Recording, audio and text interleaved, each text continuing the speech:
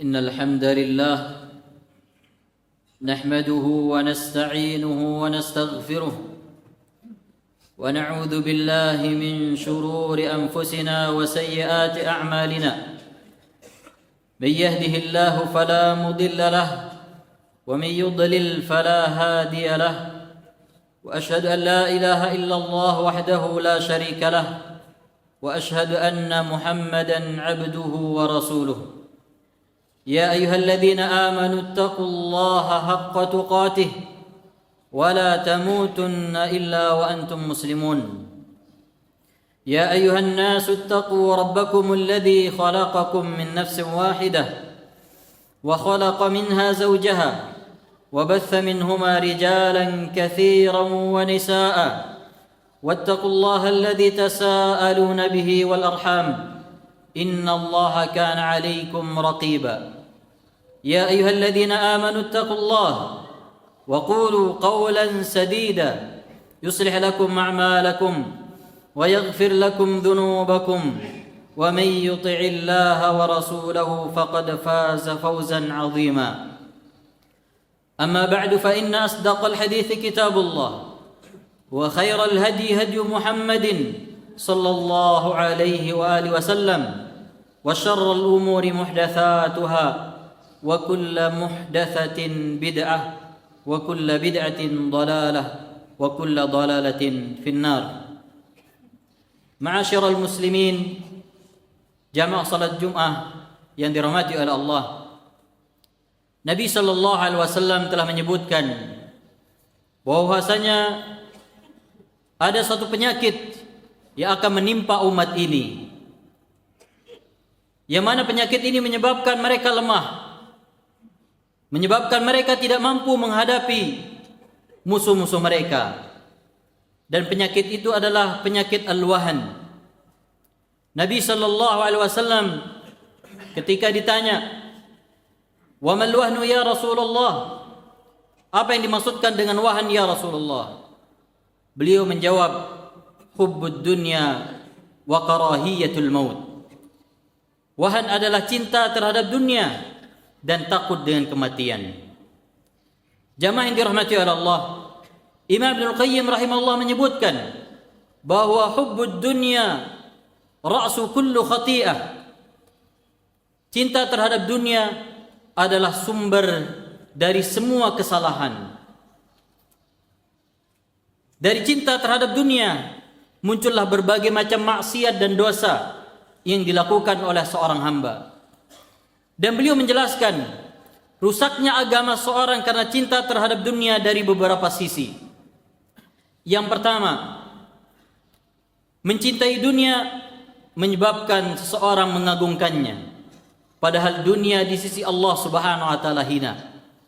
Dan mengagungkan sesuatu yang dihinakan oleh Allah Subhanahu wa taala termasuk dosa yang paling besar. Kemudian yang kedua, dunia dilaknat oleh Allah Subhanahu wa taala. Maka mencintai sesuatu yang dilaknat oleh Allah Subhanahu wa taala menyebabkan seorang dibenci dan dimurkai oleh Allah tabaraka wa taala. Nabi sallallahu alaihi wasallam bersabda, "Ad-dunya mal'unatun wa mal'unun ma fiha illa dzikrullah wa ma walah wa 'alimun aw muta'allimun." Dunia terlaknat dan terlaknat semua yang ada di dalamnya kecuali berzikir kepada Allah dan amalan-amalan yang berkaitan dengannya, dan dikecualikan dari laknat para ulama dan orang-orang yang menuntut ilmu. Kemudian yang ketiga, cinta terhadap dunia menjadikan seorang atau menjadikan dunia sebagai tujuan.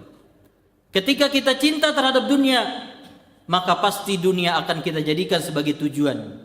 Padahal Allah Subhanahu wa taala telah menjadikan tujuan kita adalah akhirat. Allah Subhanahu wa taala tidak pernah menciptakan kita untuk kekal di dalam kehidupan dunia ini. Namun orang yang cinta terhadap dunia akan menjadikannya sebagai tujuan. Dan bahayanya lagi ketika dia jadikan amalan-amalan saleh sebagai jembatan untuk meraih tujuan dunianya. Allah Subhanahu wa taala berfirman, "Man kana yuridul hayata ad-dunya wa zinataha, nuwaffi ilaihim a'malahum fiha wa hum fiha la yubkhasun. Ulaika alladhina laysa lahum fil akhirati illa an-nar wa habita ma sana'u fiha wa batilum ma kanu ya'malun." Barang siapa yang menginginkan kehidupan dunia dan perhiasannya, maka kami balas amalan-amalan yang telah dia lakukan di dalamnya, dan dia tidak akan pernah dirugikan di dalam kehidupan dunia. Dan mereka lah orang-orang nanti di akhirat tidak mendapatkan apa-apa kecuali neraka, dan lenyaplah apa yang telah mereka lakukan di dalamnya, yaitu di dalam kehidupan dunia, dan sia-sialah apa yang telah mereka kerjakan. Kemudian jamaah yang dirahmati Allah, dunia merusak agama seorang dari sisi dunia akan melalaikannya dari melakukan ketaatan, dari melakukan amal saleh, yaitu bermanfaat baginya di akhirat. Dan Imam Ibnul Qayyim rahimahullah menyebutkan, manusia dalam hal ini terbagi menjadi beberapa tingkatan. Yang pertama, kecintaan terhadap dunia menghalangi seorang dari iman dan syariat Allah Subhanahu wa taala sehingga dia kufur. Kemudian yang kedua, menghalanginya dari melakukan semua kewajiban kepada Allah Subhanahu wa taala sehingga tidak melakukan kewajiban sedikit pun, baik secara zahir maupun yang batin. Kemudian yang ketiga, dia masih melakukan sebagian dari kewajiban namun meninggalkan sebagian yang lainnya. Yang keempat, orang melakukan kewajiban tapi dia melakukan kewajibannya di luar waktu yang tidak ditentukan oleh Allah Subhanahu wa taala. Kemudian yang kelima, orang yang melakukan kewajibannya namun hatinya bergantung kepada dunia, sehingga kewajiban-kewajiban itu dia lakukan hanya sebatas zahir, sementara hatinya tetap terpaut dengan kecintaan terhadap dunia. Waliyadzubillah. Oleh karena itu jamaah yang dirahmati Allah, perhatikan kita berada di tingkatan yang mana dari mencintai dunia. Maka semoga Allah Subhanahu wa taala tidak menjadikan hati kita tergantung dengan dunia dan mencintainya secara membabi buta dan menghalangi kita dari taat kepada Allah Subhanahu wa taala. Aqulu ma tasma'un, astaghfirullah li wa lakum wa lisairil muslimin fastaghfiruh innahu huwal ghafurur rahim.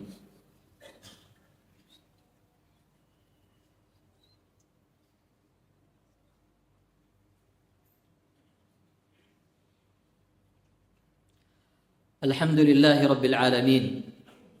والصلاة والسلام على أشرف الأنبياء والمرسلين نبينا محمد صلى الله عليه وعلى آله وأصحابه أجمعين أما بعد. Kemudian yang keempat, jamaah yang dirahmati Allah, sisi dunia bisa merusak agama seorang. Apabila seorang mencintai dunia, maka dia akan tersiksa. Dia adalah orang yang paling keras siksaannya, tersiksa di dalam kehidupan dunia karena mengumpulnya, karena bersaing untuk merebutnya. Kemudian tersiksa ketika dia meninggalkan dunia ini karena dia akan berpisah dengan apa yang dia cintai. Kemudian tersiksa setelah kematian karena kelalaiannya, karena sibuknya dengan dunia sehingga dia meninggalkan ketaatan kepada Allah Tabaraka wa Ta'ala. Allah Subhanahu wa Ta'ala berfirman, فلا تعجبك أموالهم ولا أولادهم إنما يريد الله ليعذبهم في الحياة الدنيا وتزهق أنفسهم وهم كافرون. Dan janganlah engkau kagum dengan harta benda dan anak-anak mereka. Allah Subhanahu wa taala menghendaki dengan memberikan harta benda dan anak-anak bagi mereka siksaan di dunia. Dan nanti ketika mereka meninggal dalam keadaan kufur kepada Allah Subhanahu wa taala. Kemudian yang kelima, orang yang mencintai dunia adalah orang yang paling bodoh. Dan karena dia menjadikan sesuatu, karena dia telah mementingkan nikmat yang sementara daripada nikmat yang kekal. Dia telah mementingkan kehidupan dunia yang sementara dengan kehidupan akhirat yang kekal.